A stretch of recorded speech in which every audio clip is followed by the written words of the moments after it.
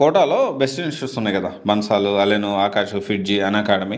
So ఇలాంటి వాటిని నమ్మి మనం ఇంటర్వ్యూ జేఈ కానీ ఇంటర్వ్యూ నీట్ కానీ జాయిన్ అవ్వచ్చా? సో దీనికి సంబంధించి మనం ఈ వీడియోలో సో ఒక ఇంపార్టెంట్ ఆస్పెక్ట్ అనేది మనం మాట్లాడుకోవడానికి ప్రయత్నం చేద్దాము. సో చాలామంది ఏంటి అంటే వీళ్ళకి చాలా బ్రాంచెస్ ఉంటాయి, కొన్ని వందల బ్రాంచెస్ ఉంటాయి. ఇది ఒక కార్పొరేట్ కాలేజెస్, కొన్ని వందల బ్రాంచెస్ ఉంటాయి త్రూఅవుట్ ద ఇండియా.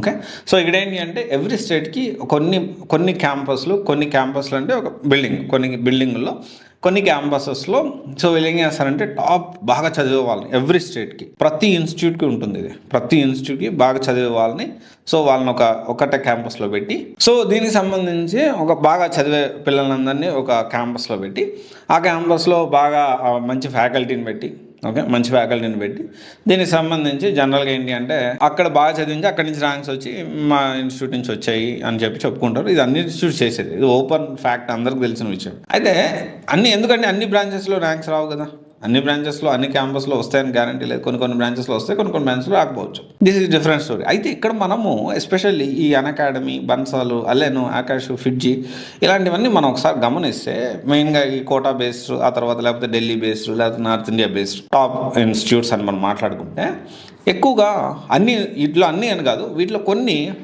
చాలా వరకు ఫ్రాంచైజ్ మోడల్ వస్తుంది. ఫ్రాంచైజ్ మోడల్ అంటే ఏంటి అంటే సో ఇక్కడ డైరెక్ట్గా అకాడమీ వాళ్ళు వచ్చి మన విజయవాడలో లేకపోతే మన హైదరాబాద్లో రన్ చేయరు. ఇక్కడ లోకల్ వాళ్ళు వాళ్ళ ఫ్రాంచైజ్ తీసుకొని ఫ్రాంచైజ్లో అంటే వాళ్ళ బ్రాండ్ వీళ్ళు పెట్టుకొని అక్కడి నుంచి మెటీరియల్ అక్కడి నుంచి కొంతమంది ఫ్యాకల్టీస్ని, అక్కడి నుంచి టెస్ట్ సిరీస్, టెస్ట్ పేపర్ సంబంధించినవి అండ్ సిస్టమాటిక్ అండ్ కరికులము ఎప్పుడెప్పుడు ఏ క్లాస్ ఎలా జరగాలి, సిస్టమాటిక్ ఏదైతే ఉందో అది, అండ్ ఆ తర్వాత వచ్చేసి ఎలా వాళ్ళని గైడ్ చేయాలి. సో ఇదంతా సిలబస్ ఎట్లా కంప్లీట్ చేయాలి, దానికి సంబంధించిన షెడ్యూల్ ఏంటి, ఏ విధంగా వీళ్ళకి రిపిటేటివ్ మోడ్లో ఇంకేదన్నా చేయాలి అంటే డైరెక్షన్ అంతా కూడా ఒక దగ్గర నుంచి వస్తుంది.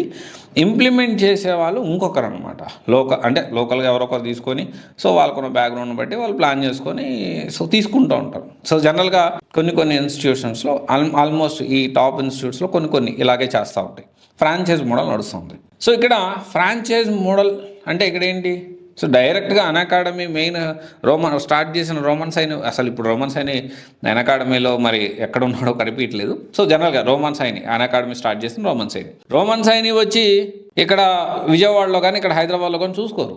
రోమన్ సైని గారు అక్కడ ఉంటారు. అలాగే వేరే ఇన్స్టిట్యూట్ ఫిడ్జీ కూడా అంతే. సో ఇక్కడ మనం అర్థం చేసుకోవాల్సిన విషయం ఏంటి అంటే ఇది ఫ్రాంచైజ్ మోడల్ ఎంతవరకు సక్సెస్ అవుతుంది.